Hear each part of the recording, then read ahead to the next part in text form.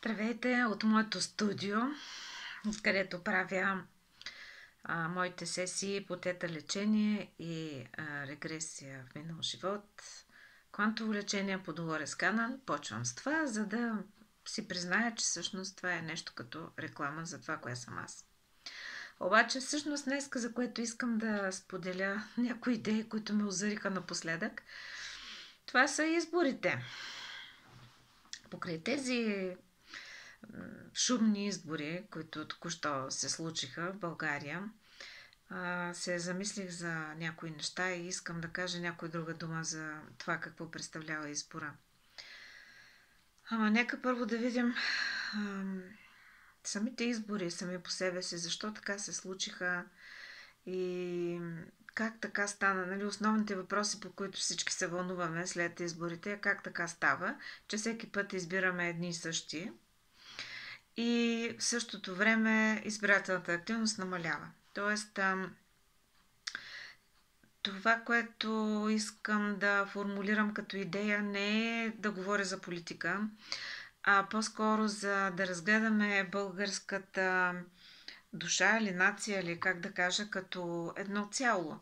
И какво всъщност извършва, тъй да кажа, душата, психето на българската нация, когато постъпва по начина, по който постъпва. От една страна се отдръпва, отграничава се от политиците, които продължават да избира като същите лица и какво представляват тези лица. Сега, за мен, като гледам тези едни и същи лица, те олицетворяват буквално цялата демонология, която присъства в идеята за седемте смъртни гряха. Значи там имаме преди всичко славолюбие и горделивост. Нали, горделивост, зад която стои желанието за власт, и славолюбие имаме. Те съответно задоволяват алчността, задоволяват даже буквално. Имаме доказателства, че задоволяват и похотливостта. Съответно, да ги изброя всичките най-добре. Да, завист със сигурност присъства.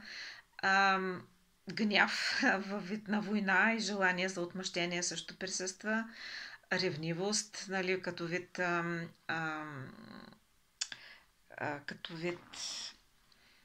не е точно горделивост, а ревност. И между другото, преди да започна, тръгнах да изброявам тези, да си припомня кои бяха седемте смъртни грехове и тъй не ми идваше седмия смъртен грях. И най-накрая, когато се насилих да стана, да седна и да напиша, нали, самите седемте смъртни гряха и да направя това видео, най-накрая дойде до мен, че седмото всъщност е леност. И трябва да кажа, че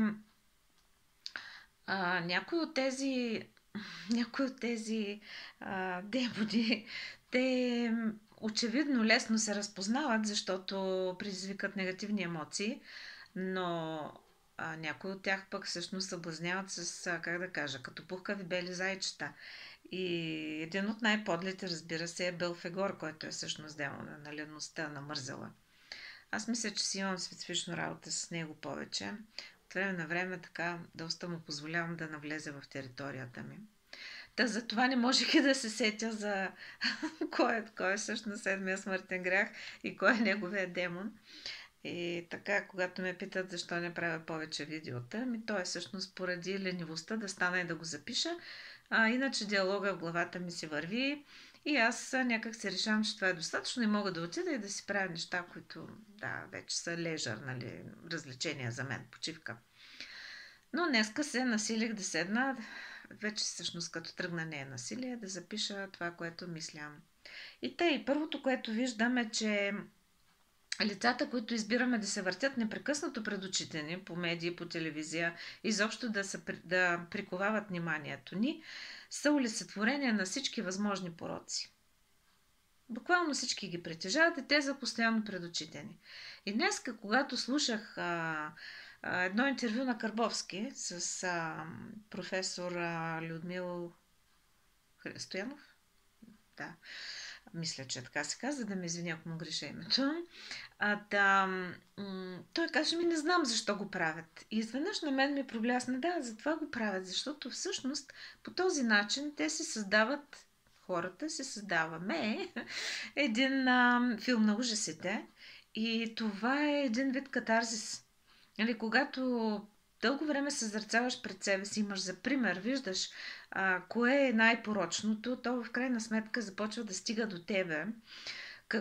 По какъв начин, в някаква, разбира се, много по-невидна и малка степен, ти също го реплицираш. Тоест, става по-лесно, разпознаваемо за нас да видим тези пороци и евентуално да ги забележим в ближния, а съответно и у себе си. Това, че българският народ напоследък много се отдръпва от изборите и не отива да гласуват именно за тези порочни личности, показва, че иска да се отграничи от тази порочност. И аз намирам това за малка стъпка напред. Или стъпка напред. Колко е малка, не знам, но е стъпка напред. Към себе опознаването и съответно себеусъвършенстването, развитието на българската душа, защото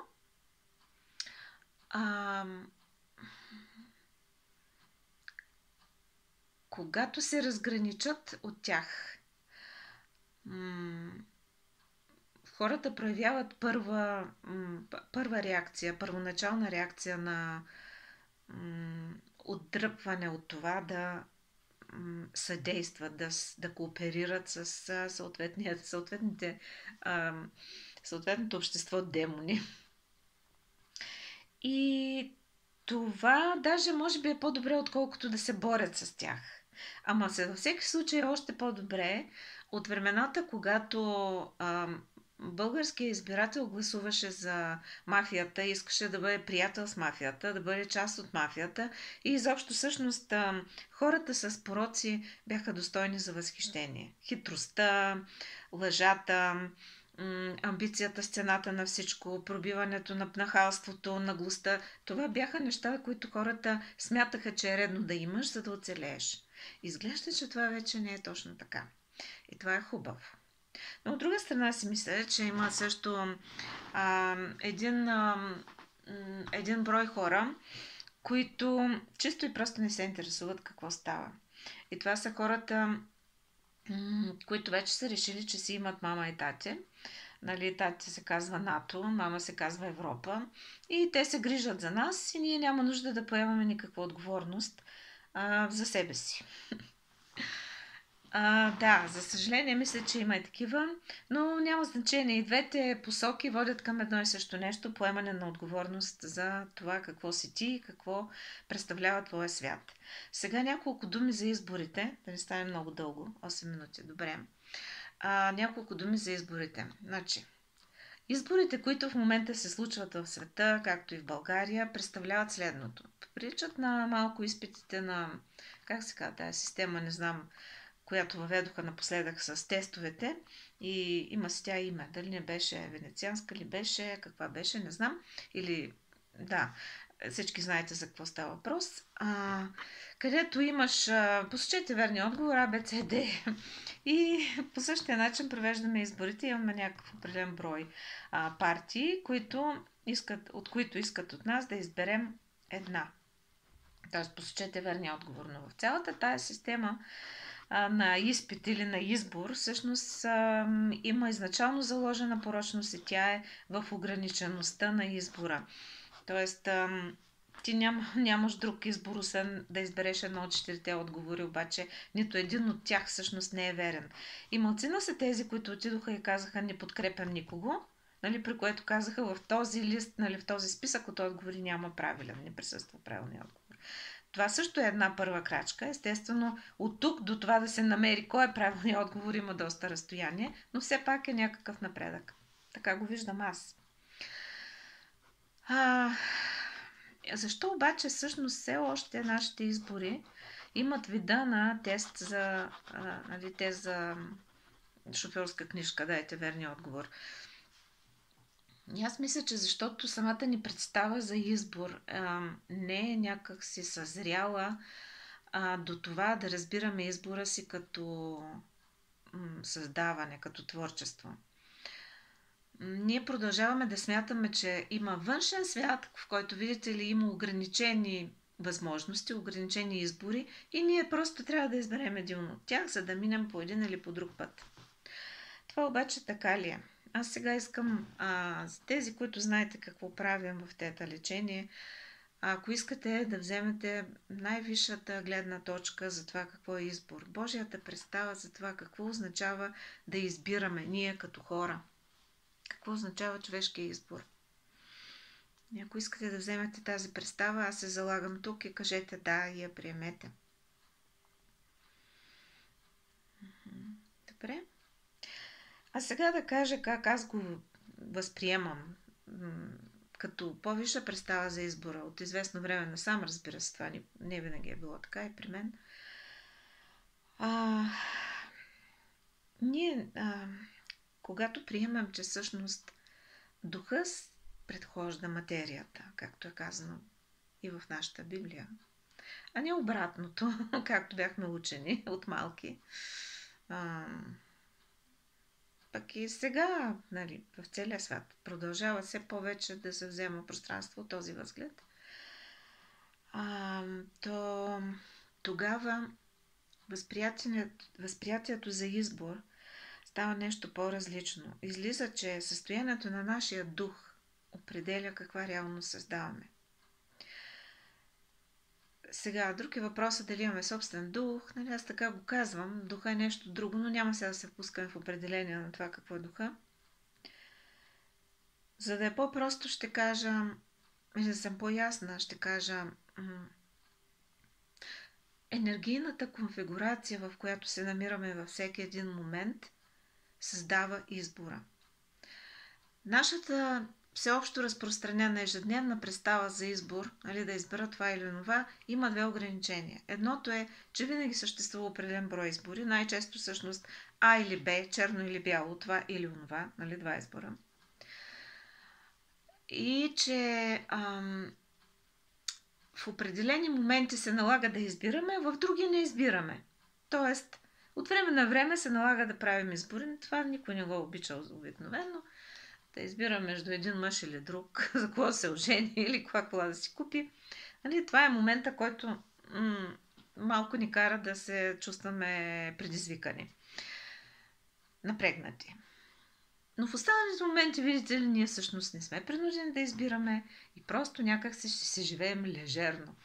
Нали, обаче, погледнато така, че всъщност нашата енергийна конфигурация във всеки един момент, състоянието на духа ни прави избор, то тогава това ограничено виждане се стопява. И виждате как във всеки един момент ние избираме. И то избираме между безкрайни възможности на Вселената. Безкрайни възможности. Вселената е безкрайна и там възможностите са безкрайни. Но когато държим най-високо състояние, или както обичат да казват в New Age, високи вибрации, то тогава така или иначе се случва най-доброто. Защото създаваме реалност, която отговаря на най-висши добродетели. И аз тук сега не говоря теоретично, а говоря съвсем практично. И ако се постараете да държите едно състояние на вътрешен мир, доброта, хармония, симпатия към всичко, което е приемане, смирение, знайки, че сте равни с всички имат право, то това състояние ще видите как дори за известно време да го държите, ще започне да създава един живот, който ще изглежда за вас, както се казва в приказките, тече по мед и масло. Тоест, даже не се налага да избирате, да има конфликт между А и Б, между черно и бяло, а то просто се става така, както даже още не сте знаели, че го искате да стане така. И когато се случи, си казвате, точно това е, което исках. Как така стана? И това е напълно възможно. Ако го упражните поне за малко, ще видите, че поне едно нещо ще се случи по този начин. Зато и хубаво е да се упражняваме непрекъснато, да наблюдаваме какво се случва вътре у нас.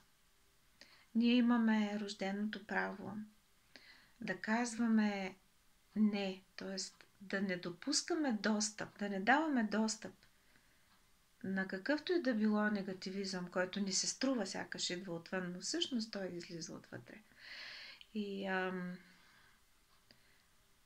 когато приковете вниманието си към своя вътрешен свят, тогава ще видите, че всъщност този избор е много лесен.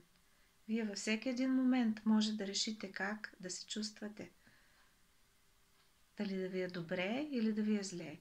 Много е въпиещо съблазнително човек да се отдава на злето, на лошото, на негативността. Но всъщност е измамно. И простотата не всички я предпочитат от друга страна, защото някак се ни е втълпено, че колкото е по-сложно, it's complicated, нали? Колкото е по-сложно, колкото повече драма има, толкова по-се чувстваме интелигентни, по-артистични, ако щете. Но това си е само пак съблазняването от страна на Луцифер, т.е. съблазняване към гордост, горделивост. И често казваме, колко искам да настъпи рая на земята. Ама той първо ще настъпи у нас самите. И аз вярвам, че това е възможно. Лека нощ!